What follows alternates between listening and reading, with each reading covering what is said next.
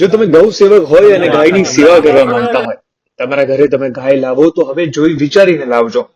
કારણ કે બનાસકાંઠાના એક ખેડૂતે સેવા કરવા માટે ગાય લીધી અને એને જે ગાય મળી એ ગાય માતાના પેટમાંથી કિલોના હિસાબે પ્લાસ્ટિક નીકળ્યું. કારણ કે સામેના વેપારીએ રખડતી ગાયને વેપારી બનીને ગૌ સેવકને વેચી દીધી.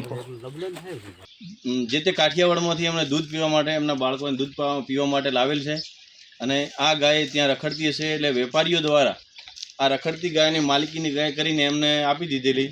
અને ખરેખર પોતે પશુપાલક એક દયાભાવી અને ગૌપ્રેમી છે, જેના કારણે એમણે આજે એની પાછળ જે ખર્ચો થાય એ ભલે, પરંતુ મારી ગાયને શું પીડા છે એનું નિદાન કરો અને એનું ઓપરેશનની જરૂર ઓપરેશન કરો. તમે પહેલાં વિડીયોમાં જુઓ, પહેલાં પ્લાસ્ટિક પડ્યું ડોલ પેટમાંથી કઢાઈ